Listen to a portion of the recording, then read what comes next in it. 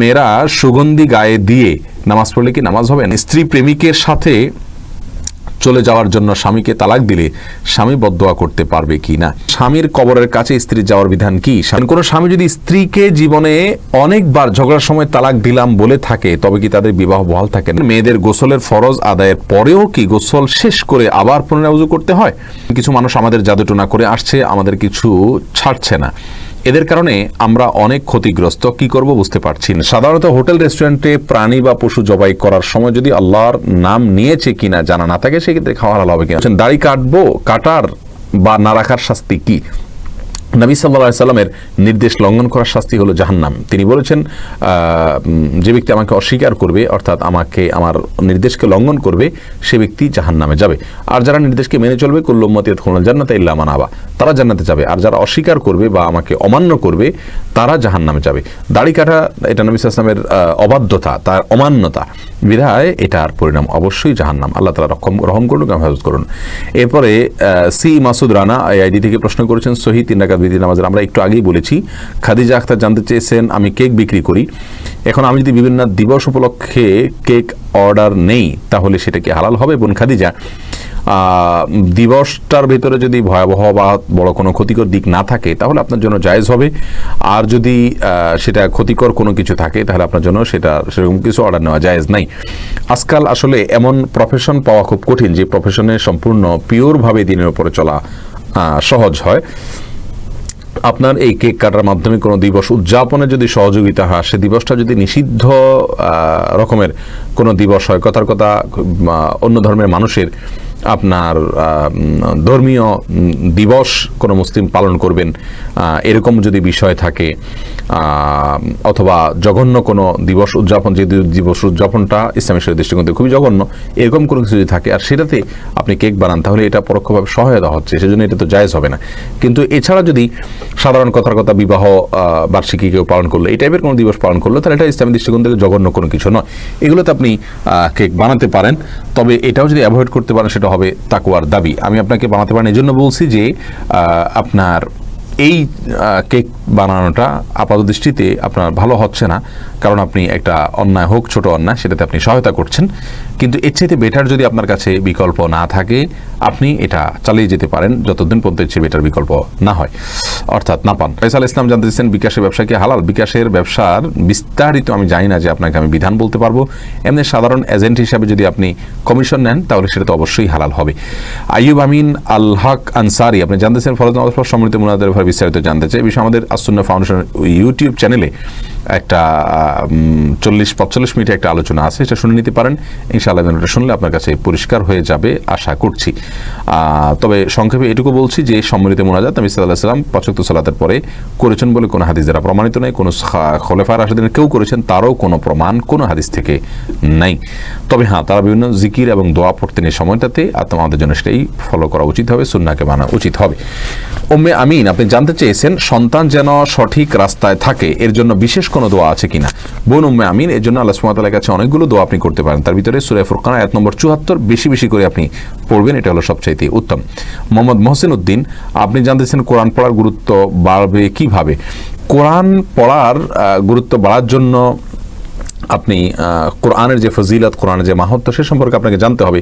ইসলামী শরীয়তে কোরআন পাঠের যে গুরুত্ব রয়েছে, এবং আল্লাহ সুবহানাহু ওয়া তাআলার পক্ষ থেকে কোরআন যে বড় নেয়ামত মুসলিম মিল্লাতের উপরে, এই বিষয়গুলো স্টাডি করতে হবে। এবং রাসূল করিম সাল্লাল্লাহু আলাইহি ওয়াসাল্লামের হাদিস রয়েছে এক্ষেত্রে, ইন্নাল্লাহা ইয়ারফাউ বিহাদাল কিতাবি আকওয়ামান ওয়া ইয়াদাউ বিহি আখারিন। এই কিতাবের মাধ্যমে আল্লাহ তাআলা অনেক জাতিকে উপরে ওঠান, উন্নত করেন, আবার অনেককে অবনমিত করেন। তো এই সমস্ত হাদিস এবং আয়াতগুলো আপনি পড়বেন, ইনশাআল্লাহ বিইذনিল্লাহ কোরআন পাঠের গুরুত্ব আপনি বুঝতে পারবেন। আর তাছাড়া অহংকারীদেরকে আল্লাহ তাআলা কোরআন থেকে দূরে সরে রাখেন, এই জন্য বিনয় অবলম্বন করবেন। আল্লাহ সুবহানাহু ওয়া তাআলা কোরআনের প্রতি আপনার ভালোবাসা পয়দা করবেন, আমাকেও আল্লাহ তাআলা পয়দা করুক, আমাদের সবাইকে করুক। এরপরে প্রশ্ন দেখতে পাচ্ছি, মাহবুব আলম ইভান আপনি জানতে চেয়েছেন, আগে না বুঝে লোন নিয়েছেন বাবা, এখন লোনের ক্ষতি সম্পর্কে জানতে পেরে অনুতপ্ত, এই মুহূর্তে কি করা উচিত? লোন নেওয়া তো হারাম কোনো কিছু নয়, তবে সুদভিত্তিক লোন হয়তো আপনি বোঝাতে চেয়েছেন। সেরকম যদি হয়, তাহলে যখন বুঝ হয়েছে তখনই আপনার ওই সুদভিত্তিক লোন থেকে মুক্ত হতে হবে যে কোনোভাবে, এবং ফিরে আসতে হবে। এটাই হলো করণীয়, এবং পূর্বের করণীয়ের জন্য আল্লাহর কাছে তওবা করতে হবে, ক্ষমা চাইতে হবে। শাহেদ এমডি কামরুল হাসান, আপনি জানতে চাইছেন সাধারণত হোটেল রেস্টুরেন্টে প্রাণী বা পশু জবাই করার সময় যদি আল্লাহর নাম নিয়েছে কিনা জানা না থাকে, সেক্ষেত্রে খাওয়া হালাল হবে কিনা। মুসলমানদের হোটেল যদি হয় তাহলে আপনার এটা নিয়ে সংশয় করার কোনো দরকার নেই, কারণ মুসলমান যদি ভুলে আপনার আল্লাহর নাম না নেয় তাহলে ওটা খাওয়া হালাল হয়। আর যদি অমুসলিম হোটেল হয় এবং সেক্ষেত্রে মুশরিকরা জবাই করছে বলে আশঙ্কা হয়, তাহলে সেই খাবার আপনার জন্য পরিহার করা উচিত। নবী সাল্লাল্লাহু আলাইহি ওয়াসাল্লাম বলেছেন, আল হালালু বাইয়িন ওয়াল হারামু বাইয়িন ওয়া বাইনহুমা শুবহাত। হালাল স্পষ্ট, হারাম স্পষ্ট, এই দুইটার মাঝখানে কিছু সন্দেহজনক বা সন্দেহমূলক বিষয় আছে। এই সন্দেহমূলক বিষয়গুলো থেকে বেঁচে থাকার জন্য রাসূল করিম সাল্লাল্লাহু আলাইহি ওয়াসাল্লাম উৎসাহ দিয়েছেন, যে ব্যক্তি বেঁচে থাকবে সে তার তাকওয়াকে রক্ষা করতে পারবে। এরপরে মোহাম্মদ হিমেল, আপনি জানতে চেয়েছেন আমাদের পরিবারে প্রতি 4 থেকে 5 বছর পর পর একটি করে মানুষ মারা যায়, এটা কেন হয় এবং আমাদের পরিবারের কি করণীয় এর থেকে রক্ষা পাওয়ার জন্য দয়া করে জানাবেন। ভাই হিমেল, এটা আমার তো মনে হয় যে কাকতালীয়, 4-5 বছরের সাথে কোনো সম্পর্ক নেই, আপনার পরিবার নয়, প্রায় পরিবারেই অনেকের পরিবার আরও আগেও মারা যায়, 1-2 বছর পর পরই কেউ না কেউ মারা যায়। তো আমার মনে হয় বিষয়টি কাকতালীয়, আপনারা এটাকে নিয়ে খুব বেশি চিন্তিত থাকার বা ভাবার আমার মনে হয় না কোনো কারণ থাকতে পারে। আর তাছাড়া নির্দিষ্ট সময়ে প্রত্যেকটা মানুষ মারা যাবে। আল্লাহ সুবহানাহু ওয়া তাআলা স্পষ্ট করে কোরআনে কারিমে বলেছেন যে প্রত্যেকটা মানুষের জন্য নির্ধারিত সময় রয়েছে। ফাইদা জা আজালুহা, যখন তার সেই সময়টা আসবে, লা ইস্তাকদিমুনা সাআতান ওয়া লা ইস্তাখিরুন, তারা একটু আগেও মরবে না, একটু পরেও মরবে না। অতএব নির্দিষ্ট সময়ই তারা যাচ্ছেন, বিশেষ কোনো কিছু কারণে এরকম হচ্ছে, ব্যাপারটি এরকম নয়। রাইফা খাতুন জানতে চেয়েছেন ছেলের বাসায় 10 থেকে 15 দিনের জন্য বেড়াতে গেলে কসর করব কিনা। ছেলের বাসায় মা যদি যান, সেটা নিজের বাসার মতোই অনেকটা, নিজের বাসায় গেলে মানুষ কসর করতে হয় না, পূর্ণ সালাত আদায় করতে হয়। বিধায় বিষয়টা একটু জটিল, কারণ হলো এটা পুরোপুরি নিজের বাসাও না, আবার নিজের বাসার মতোই ছেলের বাসা হওয়ার কারণে। যদি বিষয়টা এমন হয় যে উনি ছেলের বাসা এবং নিজে আলাদা থাকেন, 2 জায়গায় আসা যাওয়া করে থাকেন, 2 জায়গাতে থাকার ব্যবস্থা আছে, কক্ষ আছে, তাহলে এটা নিজের আবাসনের মতো যদি হয়, তাহলে সেখানে কসর পড়ার কোনো কারণ নাই, সেখানে তিনি অবশ্যই পুরো সালাত পড়বেন, আর অন্যথায় তিনি কসর পড়বেন। শামসুন তানিয়া, আপনি জানতে চেয়েছেন হুরমতে মুসাহারাত নিয়ে কিছু বলবেন। হুরমতে মুসাহারাত বলা হয় বিবাহ কে কেন্দ্র করে যে হুরমত বা যেই হারাম হওয়ার সম্পর্কটা প্রমাণিত হয়। নারী এবং পুরুষ, স্বামী এবং স্ত্রী একে অন্যের সাথে বিবাহ বন্ধনে যখন আবদ্ধ হয়ে যায়, তখন ছেলের জন্য স্ত্রীর মা এর সাথে বিয়ে করা হারাম, কারণ তিনি তার মা হয়ে যান। এই মা হওয়াটা হলো হরমতে মুসাহারার ভিত্তিতে, বিবাহ বন্ধনের ভিত্তিতে মা, সেই সূত্রে স্ত্রীর মা, সেই হিসাবে আপনার তার সঙ্গে বিবাহ বন্ধনে আবদ্ধ হারাম। তো একইভাবে ওই ছেলের যার সাথে তার বিয়ে হয়েছে কোনো মেয়ের, ওই ছেলের বাবার সাথেও হারাম হওয়ার সম্পর্ক সাবেত হয়, এবং এটা তাদের সাথে যদি বিচ্ছেদ হয়েও যায় কখনো, তারপরেও তারা এটা করতে পারবেন না, আজীবনের জন্যই এটি হারাম হয়ে যায়। জুয়েল আহমদ খান জানতে চেয়েছেন কিছু মানুষ আমাদের জাদুটোনা করে আসছে, আমাদের কিছু ছাড়ছে না, এদের কারণে আমরা অনেক ক্ষতিগ্রস্ত, কি করব বুঝতে পারছি না। ভাই জুয়েল আহমদ, কিছু মানুষ আপনাদের জাদুটোনা করছেন, আপনি জাদুটোনা থেকে বাঁচার জন্য সূরা ইখলাস, সূরা ফালাক, সূরা নাস 3-3 করে সকালে, 3-3 সন্ধ্যায় পড়বেন এবং অন্য সময় পড়বেন। আজওয়া খেজুর 7টা করে প্রতিদিন সকালে খাবেন, জাদুটোনা কোনো ক্ষতি করতে পারবে না, বুখারী হাদিসে রয়েছে। আর এই 3 কুলের আমল, সূরা ইখলাস, সূরা ফালাক, সূরা নাস, এগুলো যদি বেশি বেশি করেন, ইনশাআল্লাহ বিইذনিল্লাহ আল্লাহ সুবহানাহু ওয়া তাআলা আপনাদেরকে রক্ষা করবেন জাদুটোনার যে ভয়াবহতা আছে অন্তত এটা থেকে। দোয়া করি আল্লাহ তাআলা আপনাদেরকে হেফাজত করুন, আমাদের সবাইকে হেফাজত করুন এই জাদুটোনার ভয়াবহতা থেকে। যারা এই কাজগুলো করেন তারা কুফরি করেন।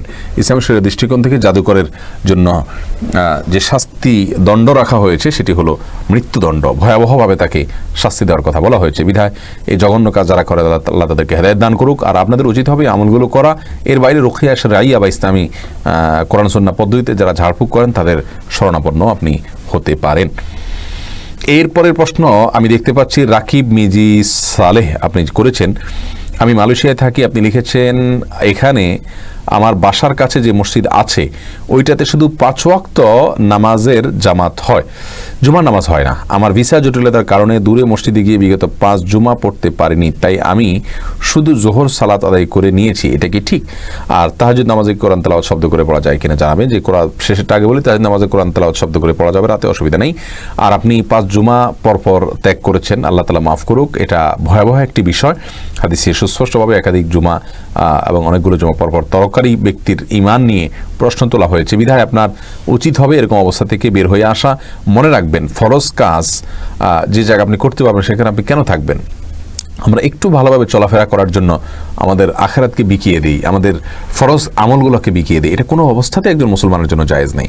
আপনার জন্য তো আমি বলবো উচিত হবে দূরে গিয়ে সালাত আদায় করুন, ধরা পড়লে জেলে যান অথবা দেশে ফিরে আসেন। আপনি দেশে আসলে মরে যাবেন না, কিন্তু সালাত আদায় করা আপনার জন্য ফরজ তরক করার জন্য উপযুক্ত ওজর লাগে। আপনার এই ওজরটা উপযুক্ত ওজন নয়। আপনার এখানে মরণাপন্ন বা জীবন মরণের প্রশ্ন নয়, আপনার এখানে ভালোভাবে চলা না চলার প্রশ্ন। ফরজকে আপনি সেখানে বিকিয়ে দিতে পারেন না। আল্লাহ তাআলা আপনাকে রহম করুক এবং হেদায়েত দান করুক। আপনার যে কোনোভাবে জুমার সালাতে কন্টিনিউ হওয়া উচিত, অথবা আপনার এই অবস্থা থেকে বেরিয়ে আসা উচিত। আল্লাহ তাআলা আপনার জন্য সহজ করুক, দোয়া করি। আবুল কালাম আজাদ জানতে চেয়েছেন, জুমার নামাজ জামাতে পড়তে না পারলে কি একা পড়া যাবে? না, একা পড়ার কোনো সিস্টেম নাই। জুমার নামাজ অবশ্যই জামাতে আদায় করতে হবে। জামাতে আদায় করা ছাড়া জুমার নামাজ আদায় করার কোনো সিস্টেম নেই। যদি কোনো কারণে জুমার নামাজ জামাত আদায় করা না যায়, বিশেষ করে করোনা ভাইরাসের কারণে এখন অনেক দেশে নিষেধাজ্ঞা আছে এবং ভয়াবহতা থেকে বাঁচার জন্য যৌক্তিক কারণে নিষেধাজ্ঞা আছে, তাহলে সেক্ষেত্রে আপনি একাকী বাসায় জোহরের সালাত আদায় করে নেবেন। শামসুর রহমান প্রশ্ন করেছেন, আমার নিকট একজন কিছু টাকা পাবেন না, আমি তার কোনো ঠিকানা যাই না, এমন অবস্থা আমার করণীয় কি? তার পক্ষ থেকে দান করে দিবেন কোনো গরিবকে, পাওনাদারের পক্ষ থেকে, বাস তাহলে পরিশোধ হয়ে যাবে। মেহেদি জানতে চেয়েছেন, এমন কোনো পর্যায়ে আছে কিনা যেখানে জামাতে নামাজ পড়া ওয়াজিব হবে না? জি হ্যাঁ, যদি জামাতে নামাজ পড়তে গেলে বড় কোনো বিপদের আশঙ্কা থাকে, সাপের আশঙ্কা, দংশনের আশঙ্কা থাকে, ক্ষতিকর কোনো কিছু আপনাকে আক্রমণ করতে পারে আশঙ্কা থাকে, যেমন এখন করোনা ভাইরাসের আশঙ্কা আছে, এরকম কোনো ক্ষতির আশঙ্কা থেকে আপনি যদি বাসায় বা নিজের স্থানে থেকে আপনি সালাত আদায় করেন, আদায় হবে, কোনো অসুবিধা নেই ইনশাআল্লাহ বিদিনিল্লাহ। এ ওজর ইসলামী শরিয়ার দৃষ্টিকোণ থেকে সমস্ত আলেমদের মতে, সমস্ত ফিকহাবিদদের মতেই এ ওজর গ্রহণযোগ্য ওজর। এরপরে এমডি নাহিদুর রহমান, আপনি জানতে চেয়েছেন কসর নামাজ নিয়ে কিছু বলেন। আমার বাড়ি 600 কিলোমিটার দূরে, আমি বাড়ি গেলে কিভাবে নামাজ পড়বো? ভাই নাহিদুর রহমান, নিজের বাড়িতে যদি আপনি যান, সেখানে আপনার কসর পড়তে হবে না, সেখানে আপনি পূর্ণ সালাত পড়বেন। যেখানে আপনার নিজের ঠিকানা আছে, নিজের থাকার ব্যবস্থা আছে, সেখানে এক কথা আপনি সেখানকার মুকিম বা অধিবাসী যেখানে বসবাস করেন, আপনার সেখানে কোনো রুম, কক্ষ, বাসা ইত্যাদি আছে, ভাড়া বাসা হোক, নিজের বাসা হোক, যেভাবেই হোক, আপনার নিজস্ব বাসা আছে, সেখানে থাকেন মাঝে মধ্যে, তাহলে সেটা আপনার নিজস্ব ঠিকানা। আর একাধিক ঠিকানা একজনের থাকতে পারে, সেক্ষেত্রে নিজের ঠিকানা গেলে আপনি পূর্ণ সালাত আদায় করবেন, সেখানে কসর পড়বেন না। তারিন তিথি, আপনি জানতে চেয়েছেন, মনে মনে ওয়াদা যদি আদায় করা না হয় তাহলে কি করণীয়? বোন তারিন, মনে মনে ওয়াদা আদায় করা না হলে, মনে মনে ওয়াদা করলে সেটা আসলে ওয়াদা হয় না, ওটাকে নিয়ত বলে। মনে মনে করলে ওটাকে নিয়ত বলা হয়। আপনি কোনো মানুষকে যদি ওয়াদা করেন, অঙ্গীকার করেন কোনো কিছু করার জন্য মুখে, তাহলে সেটাকে বলা হয় ওয়াদা। অতএব মনে মনে আপনি কোনো কিছু নিয়ত করছেন, ওটা যদি না করেন তাতে আপনার জন্য গুনাহ হবে না, তবে উত্তম হলো সেটা পূরণ করা যদি সেটা ভালো নিয়ত হয়ে থাকে। এরপরে আইরিন নাসিমা জানতে চেয়েছেন, জায়নামাজের দাঁড়িয়ে ইন্নী ওয়াজ্জাহাতু পড়তে হয়? না বোন, জায়নামাজের দোয়া হিসাবে এটা আমাদের সমাজে প্রচলিত আছে, এটা ভুল ধারণা। মনে রাখবেন, রাসূল করিম সাল্লাল্লাহু আলাইহি সাল্লামের যুগে জায়নামাজই তো ছিল না, তাহলে জায়নামাজের দোয়া কোত্থেকে আসবে? তবে হ্যাঁ, এই যে দোয়া আমাদের দেশে প্রচলিত আছে জায়নামাজের দোয়া নামে, ইন্নী ওয়াজ্জাহাতু ওয়াজহিয়াল্লাযী ফাতারাস সামাওয়াতি ওয়াল আরদা হানিফা ওয়া মা আনা মিনাল মুশরিকিন, এটা কিন্তু দোয়াউল ইস্তিফতাহ, অর্থাৎ সালাত শুরুর দোয়া। আমরা যখন সালাত শুরু করব হাত বেঁধে, তখন সুবহানাকাল্লাহুম্মা যে সানা পড়ে থাকি, সানার জায়গায় আমরা এটা পড়তে পারি বা এটা সাথে পড়তে পারি, কিন্তু আপনার সালাত শুরু করার আগে জায়নামাজে দাঁড়িয়ে কোনো দোয়া নাই। এরকম কোনো দোয়া আছে মনে করে যদি সেখানে কেউ পড়ে, সেটা বরং বিদআত হবে। হাবিবা আক্তার ঝর্ণা, আপনি জানতে চেয়েছেন, মেয়েদের গোসলের ফরজ আদায়ের পরেও কি গোসল শেষ করে আবার পুনরায় ওযু করতে হয়? বোন হাবিবা, মেয়েদের গোসলের ফরজ আদায়ের পরে আপনার গোসল শেষ করার পরে, মেয়েদের হোক ছেলেদের সবারই হোক, সবার ঘরে একই কথা, আলাদা উজু করার কোনো প্রয়োজন নাই। গোসলের যে সুন্নাহ পদ্ধতি, সেটা হলো আপনি শুরুতে শরীরের যে সমস্ত জায়গা নাপাক লেগে আছে, কাপড় হোক, শরীর, সেগুলো আগে ধুয়ে ফেলবেন। আর যদি নাপাক না থাকে তো তার ধোয়ার প্রশ্ন নেই, আপনি 2 হাতের কবজি ধোবেন, কুলি করবেন, নাকে পানি দিবেন, আপনার মুখমণ্ডল ধোবেন, দোনো হাত ধোবেন, মাথা মাসা করবেন, এরপরে পুরো শরীরে পানি ঢেলে গোসল করবেন। গোসল করে যাওয়ার সময় পাও ধুয়ে বের হয়ে যাবেন, তাহলে আপনার উজু আগে হয়ে গেল, শেষে পাও ধোয়ার মাধ্যমে উজু পূর্ণাঙ্গ হয়ে গেল, এবং একসাথে উজু গোসল দুইটাই হয়ে গেল। গোসলের পরে আলাদা পৃথক করে উজু করার দরকার নেই। হ্যাঁ, গোসল করতে গেছেন, পেশাব আসলে মাঝখানে পেশাব করছেন, তাহলে ভিন্ন কথা, আপনাকে উজু করতে হবে। এরপরে প্রশ্ন মিফতাহুল্লাহ মীর, আপনি জানতে চেয়েছেন, বাসায় নফল বা সুন্নাত নামাজ পড়ার সময় উচ্চ স্বরে তেলাওয়াত করা যাবে কি না? রাতের নামাজ যদি হয় করতে পারেন, দিনের নামাজ হলে উচ্চ স্বরে তেলাওয়াত করা যাবে না। মোহাম্মদ আতিকুর রহমান জানতে চেয়েছেন, চাচা চাচিকে কি বাবা মা বলে ডাকা যায়?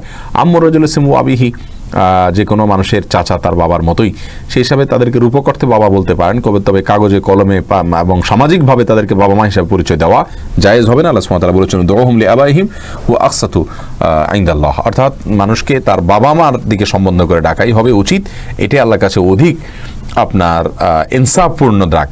বিধায় বাবা মার জায়গায় হুবহু বসিয়ে কাউকে বাবা মা হিসাবে পরিচিত করা, যেমন পালক পুত্রের ক্ষেত্রে অনেকে করে, এগুলো জায়েজ নাই। এমনিতে আদর করে ভালোবেসে আপনি রাখতে পারেন, অসুবিধা নেই, কারণ আপনি প্রকৃত অর্থে বাবা বলা হচ্ছে না বা বাবা বলে পরিচয় দেওয়া হচ্ছে না।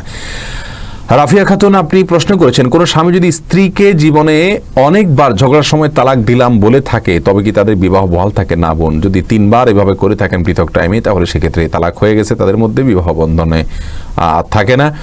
এবং এটা তালাকের উদ্দেশ্যমূলক আর না উদ্দেশ্যমূলক সর্বাবস্থা তালাক হবে। নবী সাল্লাল্লাহু আলাইহি বলেছেন, সাল্লাল্লাহু আলাইহি সাল্লাম বলেছেন, সালাসুন জিদ্দুহুন্না জিদ্দুন হাজলুহুন্না জিদ্দুন। 3টা বিষয় আছে যেগুলো সিরিয়াসলি করলেও যা হবে, দুষ্টুমি করে ফান করে করলেও তা হবে, বা সিরিয়াসলি না করলেও তা হবে।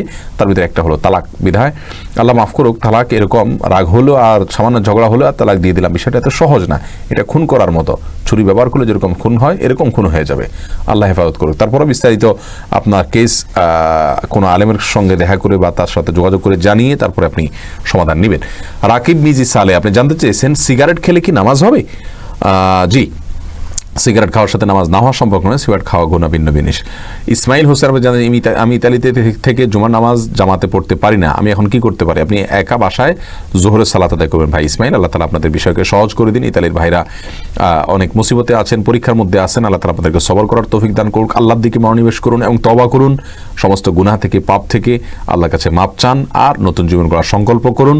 বাস, জুমার সালাত পড়তে পারছেন না, আপনারা বাসায় জোহরের সালাত আদায় করে নেবেন ইনশাআল্লাহ বিইذنিল্লাহ। ফয়সাল মাহমুদ আব্বাসী, আপনি জানতে চেয়েছেন বাথরুমে টুপি নিয়ে যাওয়ার বিধান কি? কোন আসার থেকে অনেক ওলামা ইকরাম বাথরুমে খালি মাথা যাওয়াকে মাকরুহ বলেছেন, কিন্তু সরাসরি কোনো হাদিসে এটাকে হারাম বা সেভাবে কঠোরভাবে নিষিদ্ধ এরকম কোনো বলা হয়নি, যার কারণে খালি মাথায় যাওয়া যাবে। তবে মাথায় কিছু রাখাকে অনেক ওলামা ইকরাম মুস্তাহাব বলেছেন, উত্তম বলেছেন। টুপি না, সেটা যে কোনো কিছু থাকতে পারে, টুপি থাকতে পারে, কোনো কথা নেই। আফজালউদ্দিন জানতে চেয়েছেন শ্বশুর ও শাশুড়িকে বাবা মা ডাকা কতটা শরীয়ত সম্মত? জি, এটা প্রকৃত অর্থে আসল বাবা মা তাদেরকে বলা হয় না, বিধায় এর কারণে বড় কোনো গুনাহ হবে বা কোরআন হাদিস লঙ্ঘন হয়ে যাবে, বিষয়টা কিন্তু সেরকম না। আপনার শ্বশুর শাশুড়িকে বাবা বলা হয়, মা বলা হয় এটার উপকর্থে, যার কারণে বাবা মা বলা যেতে পারে ইনশাআল্লাহ বিইذنিল্লাহ, এর ফলে আপনার গুনাহ হবে না। এরপরের প্রশ্ন, কারণ আমাদের রাসূল করিম সাল্লাল্লাহু আলাইহি ওয়াসাল্লাম বলেছেন এক হাদিসে যে ইন্নামা আনা বিমানজিলাতিল ওয়ালিদি আও কামা ক্বাল, অর্থাৎ আমি তোমাদের জন্য বাবার মতো, নবী সাল্লাল্লাহু আলাইহি ওয়াসাল্লাম বলেছেন। তো এরকম শ্বশুর শাশুড়ি বাবার মতো, সেই সেন্স থেকে তাদেরকে বাবা মা বললে অসুবিধা নেই ইনশাআল্লাহ বিইذنিল্লাহ। এরপরে প্রশ্ন দেখতে পাচ্ছি আফজাল সাদিয়া ইসলাম, আপনি জানতেছেন স্বামীর কবরের কাছে স্ত্রী যাওয়ার বিধান কি? স্বামীর কবরের পাশে কি স্ত্রী বসতে পারবে? কবরের পাশে বসে কথা বললে কি কবরবাসী শুনতে পাবে? না, কবরবাসী কথা শুনতে পাবে না। আল্লাহ সুবহানাহু ওয়া তাআলা বলেছেন, ওমা আনতা বিমুসমিআ মান ফিল কুবুর, যারা কবরে শুয়ে আছে আপনি তাদেরকে কথা শোনাতে পারবেন না। বিষয়টা নিয়ে অবশ্য মত পার্থক্য আছে, ভিন্ন ব্যাখ্যাও আছে। আর স্বামীর বলে কোনো কথা নয়, যে কোনো কবরস্থানে পুরুষদের মেয়েদেরকে যেতে নিষেধ করা হয়েছে। আর যদি কবরটা যদি রাস্তার পাশেই হয় তাহলে রাস্তার পাশে দাঁড়াতে পারে, ওইটাতে অসুবিধা নেই ইনশাআল্লাহ বিইذنিল্লাহ। দূর থেকে দোয়া করতে পারে। কাছে যাওয়া মানে কবরস্থান যদি হয় তাহলে তার ভেতরে প্রবেশ করা মেয়েদের জন্য নিষেধ করা হয়েছে, সেটা নানা কারণে আমরা বিষয়ে কথা বলেছি। রবিউল আলম জানতে চেয়েছেন স্ত্রী প্রেমিকের সাথে চলে যাওয়ার জন্য স্বামীকে তালাক দিলে স্বামী বদদোয়া করতে পারবে কি না? স্ত্রী তার প্রেমিকের সাথে চলে যাওয়ার জন্য স্বামীকে তালাক দিলে স্বামী বদদোয়া করতে পারবে কিনা? দেখুন, বদদোয়া তো এমনিতেই চলে আসে। বদদোয়া মানে হলো তার অকল্যাণ চাওয়া বা তার প্রতি মনে কষ্ট থাকা, এটা তো এমনিতেই চলে আসে। স্ত্রী যদি বিনা কারণে স্বামীর সংসার ভাঙে, অবশ্যই এটা গুনাহের কাজ করেছেন তিনি। শয়তানের সবচেয়ে খুশি হওয়ার মতো ইস্যুগুলোর ভিতরে একটা ইস্যু, এমন একটা কাজ তিনি করেছেন। বিধায় এরকম স্ত্রীর বিষয় তো অবশ্যই আমরা বলতে পারি যে তিনি আপনার বদদোয়ার ভাগীদার, বদদোয়ার হকদার। আল্লাহ তাআলা রক্ষা করুন। আমাদের দেশে ফ্যামিলিগুলো এভাবে আজ টুকরো টুকরো হয়ে যাচ্ছে আপনার পরকীয়ার কারণে। অতএব স্বামীর অবশ্যই অধিকার আছে স্ত্রীকে আপনার স্ত্রীর প্রতি মনে কষ্ট রাখার বা বদদোয়া দেওয়ার, তবে ক্ষমা করে দিতে পারলে সেটা সবচাইতে ভালো। আর যদি অবৈধভাবে স্ত্রী চলে যায় তাহলে তো তার সম্পর্ক হারাম সম্পর্ক। আল্লাহ তাআলা মাফ করুন। এরপরে প্রশ্ন করেছেন রাকিব হোসেন, আমার মন খারাপ থাকে তাই কি দোয়া করব? আল্লাহ সুবহানাহু ওয়া তাআলার কাছে আপনি স্বাভাবিকভাবে দোয়া করবেন মনকে ভালো করার জন্য সূরা ইউসুফ অনেক উলামা কেরাম সূরা ইউসুফ অর্থ সহ বোঝার চেষ্টা করেন, পড়ার চেষ্টা করেন, আশা করা যায় ইনশাআল্লাহ আপনার মন ভালো হবে। মেয়েরা সুগন্ধি গায়ে দিয়ে নামাজ পড়লে কি নামাজ হবে? নামাজ হয়ে যাবে, তবে সুগন্ধি যদি অন্য পুরুষের কান পর্যন্ত, নাক পর্যন্ত যায় তাহলে সেটা গুনাহের কারণ হবে এবং তার জন্য ভয়াবহ সতর্কবার্তার কথা বলা হয়েছে। মসজিদে যারা সুগন্ধি ব্যবহার করে যায় তাদের উপর অত্যন্ত কঠোর কথা বলা হয়েছে। রাস্তা যারা বের হয় তাদের জন্য, বাসায় আপনি থাকলেন হালকা পাতলা সুগন্ধি ব্যবহার করলেন স্বামীকে আকর্ষিত করার জন্য, পরপুরুষ কারণ আপনার নাকে সুগন্ধি না যায় তাহলে কোনো অসুবিধা নেই। সালমা আক্তার, আপনি জানতে চেয়েছেন নামাজের সালাম ফেরানোর আগেও পর যদি সৌসিজদা করা দরকার হয় তাহলে কিভাবে সৌসিজদা আদায় করা হবে? বিস্তারিত অনেক বড় প্রশ্ন আপনি করেছেন, মেহরবানি করে ছোট্ট করে প্রশ্ন করবেন প্লিজ। সাকিব, আপনি প্রশ্ন করেছেন কাবলাল জুমা বাদাল জুমার সালাত কত রাকাত আদায় করবো? এই নিয়ে ওলামাদের মধ্যে মত পার্থক্য আছে। আমাদের ওলামা একরাম বা হানাফি মাজহাবের ওলামা একরামের দৃষ্টিকোণ হলো যে জোহরের আগে যে 4 রাকাত সুন্নাত আছে বাই ডিফল্ট ওইটা জুমার মধ্যে চলে আসবে, বিদায় এখানেও আমরা সেই 4 রাকাত আগে পড়বো আর পরে 2 রাকাত পড়বো। আর আমাদের পরে 2 রাকাত, এরপরে আরও 2 রাকাত নফল পড়বো। আর আমাদের দেশের ওলামা একরামের এই মতের বিপরীতে সৌদি আরব ওলামা একরামদেরকে আমরা দেখি, ওনারা বলেন যে কাবলাল জুমা বলতে জুমার সালাতের আগে, ফরজ সালাতের আগে আলাদা কোনো সুন্নাত সালাতের কথা কোনো হাদিস থেকে স্পষ্টভাবে পাওয়া যায় না, বিধায় জোহরেরটা বাই ডিফল্ট এখানে আসবে না। জোহর এক নামাজ, এটা আরেক নামাজ, বিধায় ওনারা বলেন যে কাবলাল জুমা বলতে কোনো সালাত নাই। এবং জুমার পরে যদি মসজিদে পড়ে তাহলে 2 রাকাত করে 4 রাকাত, আর যদি বাসায় পড়ে তাহলে 2 রাকাতের কথা বলা হয়েছে। এরপরে সাবিহা খানম জানতে চেয়েছেন নামাজে সিজদার সূরা পড়ার বিধান কি? হ্যাঁ, সিজদার সূরা পড়া যেতে পারে, অসুবিধা নেই, সিজদা পড়লে সিজদা দিতে হবে। এরপরে ফারুক তালুকদার লায়েক, আপনি জানতে চেয়েছেন শার্ট ইন করে নামাজ পড়ার বিধান কি? জায়েজ হবে না, ইন খুলে আপনাকে সালাত আদায় করা উচিত, কারণ ভাঁজ করে পোশাক আশাক ভাঁজ করে সালাত আদায় করা নিষেধ। ইন করা এটা যদি পুরোপুরি ভাঁজ করা না, কিন্তু তারপরেও এটা স্বাভাবিকত্ব নয়, কিছুটা ভাঁজের সাথে সাদৃশ্যপূর্ণ হতে পারে, বিধায় ইন করা অবস্থায় সালাত আদায় না করাই উচিত। এরপরে সাবিহা খানম জানতেছেন নামাজের সিজদার সূরা, যে বলেছি মাত্রই। সাদেক হোসেন খোকা, আপনি জানতে চেয়েছেন তাহিয়াতুল মসজিদ নামাজ না পড়লে কি গুনাহ হবে? হ্যাঁ ভাই, অনেক ওলামা একরাম এটাকে ওয়াজিব বলেছেন, সেজন্য গুনাহ হবে। আর নবী সাল্লাল্লাহু আলাইহি সাল্লাম স্পষ্টভাবে নিষেধ করেছেন, নিষেধাজ্ঞা সূচক ক্রিয়া ব্যবহার করেছেন, লা ইয়াজলিস হাত্তা ইউসাল্লি রাকাতাইন, যদি মসজিদে ঢুকে সেজন্য 2 রাকাত নামাজ না পড়ে না বসে। যেহেতু তিনি নিষেধ করেছেন আর তার নিষেধাজ্ঞা লঙ্ঘন করা এটা গুনাহের কাজ, সেজন্য অনেক ওলামা একরাম বলেছেন তাহিয়াতুল মসজিদ করা ওয়াজিব। যদি আমাদের ওলামা একরাম এটাকে ওয়াজিব বলে না, সুন্নাহ বলে থাকেন, কিন্তু হাদিসগুলোকে অ্যানালাইসিস করলে বা সামনে রাখলে দেখা যায় খুব বেশি গুরুত্ব রাসূল সাল্লাল্লাহু আলাইহি ওয়াসাল্লাম করেছেন। আর রাসূল আকরাম সাল্লাল্লাহু আলাইহি ওয়াসাল্লাম কোনো বিষয়কে খুব গুরুত্বের সাথে নির্দেশ করলে সেটা ওয়াজিব ধরা হয়। অতএব তাহিয়াতুল মসজিদ পড়া উচিত। অনেক লোককে নবী সাল্লাল্লাহু আলাইহি ওয়াসাল্লাম বসার পরে দাঁড় করিয়ে আবার এই নামাজ পড়িয়েছেন। তো সেখান থেকে বোঝা যায় যে এই সালাত অনেক বেশি গুরুত্বপূর্ণ এবং আবশ্যক। যাই হোক, আমাদের ইখতিলাফ আছে এবং প্রত্যেকেরই দলিল আছে, আমরা বিস্তারিত সেদিকে যাচ্ছি না। সাবিহা খানম, জি, এরপরে প্রশ্ন হলো সাবিরা আখতার নিশা, আপনি জানতে চান নিজ ঘরে একলা থাকাকালীন নারীর পর্দার ব্যাপারে ইসলামের বিধান কি? অনেকে বলে নারীর মাথায় গায়ের কাপড় সরে গেলে বাকি ঘরে ফেরেশতা চলে যায়, এটা কি সঠিক? না বোন, এরকম কোনো কথা সঠিকটা। বাসা যেন একাকি থাকেন, উনি ওনার মতো স্বাধীনভাবে চলতে পারেন, মাথায় কাপড় থাকা কোনো জরুরি না। যদি স্বামী থাকেন তাহলে সেক্ষেত্রে তিনি যেভাবে ইচ্ছা সেভাবে থাকতে পারেন, অন্য কেউ না থাকলে। আর যদি অন্যরা থাকে তাহলে অন্যদের সামনে যাওয়ার সময় তার শরীরের কোনো আপনার অপ্রকাশ্য যে সমস্ত অঙ্গগুলো মানে সতর, সেগুলো তার প্রকাশ করা উচিত নয়। বাকি মাথা যদি ঢাকা না থাকে কোনো অসুবিধা নাই, যদি শ্বশুর কথার কথা শাশুড়ি ওনাদের সামনে হয়। হ্যাঁ, দেবর হলে তার সামনে তো যাওয়াই যাবে না, কারণ তার সাথে পর্দার বিধান রয়েছে যদি সে প্রাপ্তবয়স্ক হয়। এভরি শাহাদাত প্রশ্ন করেছেন, আমি যদি বিশেষ কোনো কারণে প্যান্ট পরে নামাজের ইমামতি করি তাহলে কি নামাজের কোনো সমস্যা হবে না? নামাজের কোনো সমস্যা হবে না, আপনার প্যান্ট যদি খুব বেশি টাইট না হয় অথবা আপনার টাকনোর নিচে না থাকে, অসুবিধা নেই ইনশাআল্লাহ বিইذনিল্লাহ। এরপরে মোহাম্মদ শাখাওয়াত জানতে চেয়েছেন সুন্নাত এবং ফরজ নামাজের সিজদায় কোরআন তেলাওয়াত, কোরআনে বর্ণিত দোয়া বলা যাবে কিনা? কোরআন তেলাওয়াত করতে সিজদাতে নিষেধ করা হয়েছে হাদিসে, তবে আপনি দোয়ামূলক যে আয়াতগুলো আছে সেগুলো পড়তে পারেন। হোসা আলিজ আইনস, আপনি প্রশ্ন করেছেন পরচুলা লাগানো জায়েজ হবে কিনা? পরচুলা এটা এক ধরনের প্রতারণা, যেহেতু এটা জায়েজ হবে না।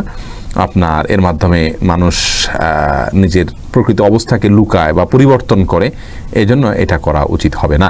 রানা চৌধুরী জানতে চেয়েছেন গান শোনার শাস্তি কি? গান শোনা হারাম, আর হারামের পরিণাম জাহান্নাম। এর মাধ্যমে মানুষের অন্তরে নেফাক এবং কপটতা সৃষ্টি হয়, আল্লাহ থেকে মানুষ দূরে সরে যায়, ইবাদতের স্বাদ নষ্ট হয়ে যায়, আখিরাতে জাহান্নাম থাকে। আল্লাহ তাআলা আমাদেরকে হেফাজত করুন এবং গুনাহ থেকে বেঁচে থাকার মতো ঈমানের শক্তি আমাদেরকে দান করুন। এমনি মাহবুব রহমান জানতে চেয়েছেন আব্দুল কাদের জিলানী রাহমাতুল্লাহ নাম বলার পর রাদিয়াল্লাহু তাআলা আনহু না রাহিমাহুল্লাহ কোনটা বলতে হবে? রাহিমাহুল্লাহ আমরা বলবো, কারণ হলো রাদিয়াল্লাহু তাআলা আনহু বলতে হয় সাহাবীদের নাম শেষে, আর তিনি তো সাহাবী নন, এজন্য রাহিমাহুল্লাহ বলা হলো উত্তম। এরপরে সাব্বির আহমদ আপনি জানতে চেয়েছেন কোনো মেয়ে বান্ধবীর সাথে নর্মাল কথাবার্তা বলা যাবে কিনা, যেমন পড়াশোনার বিষয়ে এরকম আর কি। ভাই সাব্বির, আপনি মেয়ে বান্ধবীর সাথে নর্মাল কথাবার্তা বলা বলতে মেয়ে বান্ধবী জিনিসটা কি? কোনো পুরুষের জন্য পরনারীকে বান্ধবী হিসাবে গ্রহণ করা জায়েজ নাই। বান্ধবী গ্রহণ করার একটা মিনিং আছে, এর একটা ব্যাখ্যা আছে, এর একটা অর্থ আছে। কোনো ছেলে কোনো মেয়ের সাথে কোনো প্রয়োজনে কথা বলার দরকার হলে অবশ্যই বলতে পারবে, কিন্তু এটা তো বন্ধুত্ব বলে না। বন্ধুত্ব তো একটা বিশেষ সংজ্ঞায়িত একটি বিষয়। ছেলেরা অন্য মেয়েদের সাথে যদি বন্ধুতা করে তাহলে সেটি হারামের দিকে নিয়ে যায়। আল্লাহ তাআলা বলেছেন লা তাকরাবুজ জিনা, আর কোনো হারাম না হোক, মনে মনে জিনা উপলক্ষ তৈরি হয়, সেজন্য এটা জায়েজ নেই, আল্লাহ মাফ করুন। ইমরান হোসেন জানতে চেয়েছেন সারাদিনে আমার 4-5 বারও হাই আসে না, কিন্তু নামাজে দাঁড়ালেই আমার 4-5 বারের বেশি হাই আসে। এখন ইসলাম শরীয়তের ভিত্তিতে এর কারণ কি এবং করণীয় কি? হাই শয়তানের তরফ থেকে আসে, সেজন্য এটাকে বন্ধ করার চেষ্টা করতে হয়। আপনি সালাতের মধ্যে যথাসম্ভব হাত দিয়ে এটাকে ঠেকানোর চেষ্টা করুন, বাস এইটুকুই আপনার, এর বাইরে আর কোনো পেরেশান হওয়ার দরকার নেই। আর সালাতে আপনি কি পড়ছেন মনোযোগ সহকারে আপনি সালাত আদায় করার চেষ্টা করবেন, অর্থ বুঝে সালাত আদায় করার চেষ্টা করবেন। আমাদের হাই আসে অনেক সময় অবহেলার কারণে, অলসতার কারণে, বা আমরা সালাতের প্রতি যখন অমনোযোগী হয়ে যাই, বা যে কোনো সময় অমনোযোগী হলে তখন অনেক সময় হাই আসে। বিধায় অমনোযোগিতা থেকে আপনি বাঁচার চেষ্টা করবেন। আল্লাহ তাআলা রহম করুক আপনাকে। এইচ.এম. মালিক মোল্লাহ আপনি জানতে চেয়েছেন হোটেলে আমি জব করি, আমার দায় রাখার ইচ্ছা আছে কিন্তু কিছু ইনস্ট্রাকশন দেওয়ার কারণে রাখা যাচ্ছে না, আমার করণীয় কি? আল্লাহ তাআলা আপনার জন্য সহজ করুক। বিকল্প উপার্জনের পথ আপনি খুঁজুন, যদি আপনার জন্য সহজ হয়। যদি সেটা আপনার জন্য সহজ না হয় তাহলে আপনি এই হোটেলে জব করতে পারেন এবং দায় রাখছেন না, আল্লাহর কাছে তওবা করুন, ইস্তিগফার করুন, সেজন্য লজ্জিত থাকুন এবং চেষ্টা করুন যত দ্রুত সম্ভব এই চাকরি থেকে আপনি মুক্ত হয়ে দায় রাখার চেষ্টা করুন। আল্লাহ তাআলা ক্ষমা করবেন ইনশাআল্লাহ বিদিনিল্লাহ, যেহেতু আপনি একরকম নিরুপায়। আশিক সাঈদ আপনি জানেন বিশ্ববিদ্যালয়ের শিক্ষক হওয়া কি জায়েজ? ভাই আশিক সাঈদ, বিশ্ববিদ্যালয়ের শিক্ষক হওয়া তো না জায়েজ কিছু না, কিন্তু সহশিক্ষা যেহেতু থাকে না, ছেলেরা মেয়েরা একসাথে মিশ্রিত থাকে, তাদের মধ্যে শিক্ষকতা করার যে বিষয়টা থাকে সেটা অনেক সময় মানুষের আপনার পর্দার বিধানকে অনেক সময় নিশ্চিতভাবে প্রায় পর্দার বিধানকে লঙ্ঘন করে। তো যদি বিকল্প কোনো কিছু না থাকে, অথবা আপনি সেখানে মেয়েদেরকে দেখার বিষয়টাকে অ্যাভয়েড করে ক্লাস নিতে পারেন, নিজেকে নিয়ন্ত্রণ করতে পারেন, হেফাজত করতে পারেন, পিছনে বসাতে পারেন, কোনো একটা পদ্ধতি অবলম্বন করতে পারেন, তাহলে ভিন্ন কথা। আর বর্তমান জামানাতে আসলে প্রত্যেকটা সেক্টরেই আমি বারবার বলে থাকি যে হালাল উপার্জন এটা পাওয়া খুব জটিল এবং কঠিন একটি বিষয়, যার কারণে আপনার বিকল্প ইচ্ছেতে ভালো কিছু না থাকলে ইনশাআল্লাহ জায়েজ হবে। তবে নিজেকে যথাসম্ভব হেফাজত রাখবেন, চোখকে নিয়ন্ত্রণ করবেন, আল্লাহ তাআলা রক্ষা করুক।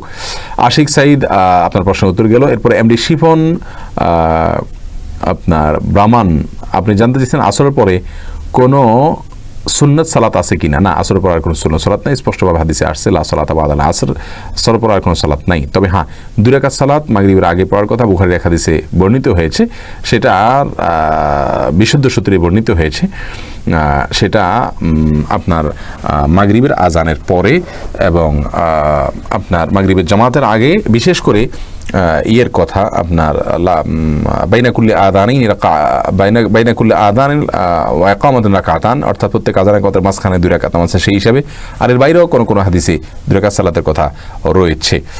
মাহমুদুল হাসান আপনি জানতে চেয়েছেন বিয়েতে যখন একাধিক মুরগি জবাই করে তখন যদি প্রত্যেকটি মুরগি জবাইয়ের সময় আল্লাহর নাম না নেয় তবে সে মুরগি খাওয়া হালাল হবে কিনা? ভুলে গেছে, নেন নাই, অসুবিধা নেই। ইচ্ছাকে যদি না ছাড়ে, ভুলে গেছে, অসুবিধা নেই। তবে প্রত্যেকটার সাথেই বিসমিল্লাহ বলতে হবে। ইচ্ছাকৃতভাবে তরক করলে সেটা খাওয়া যাবে না। শাহরুখ হোসেন তন্ময়, বর্তমান আধুনিক প্রযুক্তির যুগে কোনো অপরাধ সিসি ক্যামেরা ধরা পড়লে 4 জন সাক্ষী থাকা কি জরুরি? এটা ইসলামী শরিয়ার বিশেষজ্ঞরা বলবেন, এটা আমাদের ইস্যু না আসলে। যেহেতু নতুন বিষয়, মিজানুর রহমান আপনি জানতে চেয়েছেন, আমি গার্মেন্টস ফ্যাক্টরিতে চাকরি করি যেখানে ছেলে মেয়েরা একসাথে চাকরি করে, এখন সেখানে আমার চাকরি করা কি বৈধ হবে কি না? ছেলে মেয়েরা একসাথে চাকরি করলে আপনি যদি নিজেকে নজর হেফাজত করে আপনি চাকরি করতে পারেন, তাদের সাথে পৃথকভাবে একাকী কোনো মেয়ের সাথে আপনি একা কোনো রুমে থাকতে না হয়, তাদের কাজ তারা করে, আপনার কাজ আপনি করেন, আপনি নজর হেফাজত করে করতে পারেন, তাহলে জায়েজ হবে ইনশাআল্লাহ বিদিনিল্লাহ, অসুবিধা নেই। শাহাবুদ্দিন জানতে চেয়েছেন, হাতে আঠা বা রং লেগে আছে যা উঠানো অনেক কঠিন, কিন্তু নামাজের জামাতের সময় হয়ে আসছে, এমত অবস্থা আমার কি করা উচিত? ভাই শাহাবুদ্দিন, হাতে আঠা বা রং লেগে আছে, এটা উঠানো যখন কঠিন হবে, যদি কোনো উপায় না থাকে তাহলে অবস্থা সালাত আদায় করবেন আপনি। আর আমি যতটুকু জানি যে উপায় অবশ্যই আছে, হয়তো কঠিন হবে, কষ্টসাধ্য হবে, সেক্ষেত্রে আপনাকে চেষ্টা করতে উঠাইতে হবে। সাব্বির হোসেন প্রশ্ন করেছেন, দৃষ্টি হেফাজতের উপায় কি? আল্লাহর কাছে আশ্রয় চাইবেন দৃষ্টি হেফাজতের জন্য, এবং যে জায়গায় গেলে দৃষ্টি হেফাজত না হয় সেখানে যাবেন না, সোশ্যাল মিডিয়াতে অসুবিধা হলে সেখান থেকে অ্যাভয়েড করবেন, দূরে থাকবেন। মুন্না ভাই ব্লগস আপনি প্রশ্ন করেছেন এই আইডি থেকে, আমি যখন প্রস্রাব করি আমার মনে হয় সম্পূর্ণভাবে প্রস্রাব শেষ, কিন্তু দুঃখের বিষয় হলো তার কিছু সময় পর হঠাৎ 1 ফোঁটা অথবা 2 ফোঁটা প্রস্রাব এসে আমার প্যান্ট নষ্ট করে ফেলে। এমন অবস্থা আমি কি করবো? যে জায়গা লেগে ফেলেছে সেই জায়গাটা আপনি হালকা করে একটু ধুয়ে নেবেন, বাস তাইলে চলবে ইনশাআল্লাহ বিদিনিল্লাহ, কোনো অসুবিধা নেই যদি এরকম হয় কখনো। কাজী বোরহানুদ্দিন জানতে চেয়েছেন, টাকা দিয়ে চাকরি নিলে সে পাপ থেকে ক্ষমা পাবো কিভাবে? আল্লাহর কাছে তওবা করবেন, ইস্তেগফার করবেন, মাপ চাইবেন, এবং খুব বেশি লজ্জিত হবেন, ভালো কাজ করে করে এটার আপনার কাফারা দিবেন, তবে আপনি এর মাধ্যমে যে উপার্জন করবেন সেটা হালাল হবে যদি আপনার বেসিক কাজটা হালাল থাকে। ইয়াসিন তারেক আপনি জানতে চেয়েছেন, সূরা জিলজালে, সূরা কাফিরুন, সূরা ইয়াসিনের আলাদা কোনো ফজিলত আছে কিনা? না, সূরা জিলজাল, সূরা ইয়াসিনের আলাদা কোনো ফজিলত নাই, তবে সূরা কাফিরুন এটা রাত্রে পড়ার ব্যাপারে বিভিন্ন ফজিলত রয়েছে, সেটি ভিন্ন বিষয়, কিন্তু ইয়াসিনের যতগুলো ফজিলত সম্পর্কিত আয়াত হাদিস রয়েছে সবগুলোই দুর্বল, আর জিলজাল সম্পর্কেও বেশ অনেকগুলো দুর্বল সূত্রে বর্ণিত হাদিস রয়েছে। এরপরে এমডি মামুন প্রশ্ন করেছেন, আমার কোনো দাবি নাই, শ্বশুরবাড়ি থেকে কিছু নেব, যদি শ্বশুরবাড়ি থেকে কিছু খুশি হয়ে দেয় এটা কি আমার জন্য জায়েজ হবে? হ্যাঁ, খুশিও না দিলে ভিন্ন কথা, জায়েজ হবে। কাজী বোরহানুদ্দিন আপনার প্রশ্ন বারবার আপনি প্রশ্ন করেছেন, টাকা দিয়ে চাকরি নিলে সে পাপ ক্ষমা হবে, বলেছি একটু আগেই। মীর মনি আপনি জানতে চেয়েছেন, ঋতুবতী মেয়েরা বুখারী শরীফ পড়তে পারবে কি না? জি, পড়তে পারবে, কোনো অসুবিধা নেই। ইসলামিক জীবন দর্শন আইডি থেকে আপনি প্রশ্ন করেছেন, সন্তান হিসেবে কোনো মেয়ে কি তার বাবা মায়ের কবর জিয়ারত করতে পারবে? হ্যাঁ, আমরা একটু আগেই বলেছি, আপনি শুনে নেন সেটা। বাবা মায়ের মেয়েরা কবর জিয়ারত করার বিষয়ে, রাস্তার আশেপাশে কবর হলে আপনি জিয়ারত করতে অসুবিধা নাই, কিন্তু কবরস্থানের ভেতরে ঢোকা নিষেধ। এমনিতেই কোনো মহিলাকে কি কবর জিয়ারত করতে পারবে এই সম্পর্কে কোনো হাদিস কবর জিয়ারত সম্পর্কে আমাদের বিস্তারিত ভিডিও আছে আমাদের চ্যানেলে, আপনি সেখানে শুনে নেন। আসুন্নাহ ফাউন্ডেশনে কবর জিয়ারত লিখে দিলেই বা কবর জিয়ারতের সুন্নাহ পদ্ধতি লিখে দিলে আসবে ভিডিওটি। নাজমুস নিসা বলে জানতে চেয়েছেন, হুজুর স্বপ্নে মরা মাছ দেখলে কি হয়? আমার জানা নাই, স্বপ্ন সম্পর্কে আমি খুব বেশি বিশেষজ্ঞ নই, তবে আপনার এই স্বপ্ন দেখার পরে যদি আপনার মধ্যে কোনো খারাপ লাগা কাজ করে, ভয় কাজ করে, তাহলে বুঝবেন এটা শয়তানের পক্ষ থেকে হয়েছে। আর অন্যথা এখান থেকে মাছ, এটা আপনার ইবনে সিরিন রাহিমাহুল্লাহর স্বপ্নের তাবিরে আপনার ছোট মাছ বড় মাছ এক একটাকে এক একভাবে ব্যাখ্যা করা হয়েছে, নির্দিষ্ট করে বলা কঠিন। এরপরে নাবিল শাহরিয়ার জানতে চেয়েছেন, এইচএসসি পরীক্ষার কারণে রোজা কাজা করা যাবে কি না? এইচএসসি পরীক্ষার কারণে রোজা কাজা করা যাবে না, কারণ এসএসসি পরীক্ষা দেওয়া এমন কোনো কাজ না যেটার জন্য আপনার জীবন মরণের প্রশ্ন, আপনি জীবন মরণ প্রশ্নে আপনি রোজা না রেখে পরে কাজা করতে পারবেন। আর রোজা রেখে পরীক্ষা দেওয়া যায় না সেটা না, হয়তো কষ্ট হয়, কিন্তু এই কষ্টকে আপনাকে অবশ্যই স্বীকার করতে হবে, কারণ রোজার গুরুত্ব এসএসসি পরীক্ষার চেয়ে একজন মুসলমানের কাছে অনেক বেশি। আব্দুল করিম বুলু আপনি জানতেছেন, একজন গর্ভবতী মা কি বসে বসে নামাজ পড়তে পারবে? জি, গর্ভবতী মা যদি দাঁড়াতে অসুবিধা হয় অবশ্যই তিনি বসে বসে সালাত আদায় করতে পারবেন, যতটুকু পারবেন দাঁড়াবেন, আর যদি মোটেই দাঁড়াতে না পারেন তাহলে বসে বসে সালাত আদায় করতে পারবেন। ইশারা ইঙ্গিতে রুকু সেজদা করতে পারবেন যদি রুকু সেজদা আপনার মাটিতে কপাল দিয়ে সেজদা করার ক্ষমতা না থাকে। আশিক ভুইয়া জানতে চাচ্ছেন, ঘুষ দিয়ে চাকরি নেওয়া কি বিষয়ে জানতে চাই। ঘুষ দিয়ে চাকরি নেওয়া হারাম, কিন্তু যদি কেউ নিয়ে ফেলে তাহলে চাকরি করলে সেই চাকরিটা যদি বৈধ চাকরি হয় উপার্জনটা হারাম হবে না। শাহজালাল মিয়াজি জানতে চেয়েছেন, আমার প্রশ্ন হচ্ছে, আমার বিয়ের সময় আমি অজু অবস্থায় ছিলাম না, পরে হঠাৎ মনে হয় যে আমার অজু ছিল না, এতে কোনো অসুবিধা নেই, বিয়ের সময় না থাকলে অসুবিধা নেই। মাহমুদুল হাসান জানতেছেন, 5 ভাই ও 1 বোন সম্পদ বন্টন বিষয়ে বলুন। এভাবে বলতে পারবো না, আর কে কে আছে বিস্তারিত বললে তারপরে বলা যাবে। কারণ তার উপর ভ্যারি করবে বিধানটা। শাকিলা মুন, আপনি জানতেছেন বাবা মেয়েকে সম্পদ বন্টনে ঠেকালে মেয়েদেরকে কিছু করার আছে? প্রচলিত আইনে আপনারা অবশ্যই মামলা করতে পারেন ইসলামী শরীয়তের দৃষ্টিকোণ থেকে। বাবা এটা অন্যায় করছেন আর আপনার এটা অধিকার থেকে তিনি বঞ্চিত করছেন। অবশ্যই যে কোনোভাবে প্রেসার দিয়ে বাবার কাছ থেকে বাবার সাথে ব্যবহার খারাপ না করে যথাসম্ভব সৌন্দর্যের ভিতরে থেকে প্রেসার যতটুকু দিতে পারেন দিয়ে আপনি আপনার হক আদায় করতে পারেন। আব্দুল্লাহ আল মিথু জানতে চেয়েছেন, আমি প্রবাসে আছি কিন্তু আমার আকামা নেই। আমরা বলেছি আপনার প্রশ্নের উত্তরে ইতিপূর্বে আপনার ওই পর্যন্ত বৈধ হবে ইনশাআল্লাহ। মতিউর রহমান জানতে চেয়েছেন, মেয়েদের সাথে ইসলামী বিষয়ে ফেসবুকে মেসেজ দেওয়া যাবে কি না?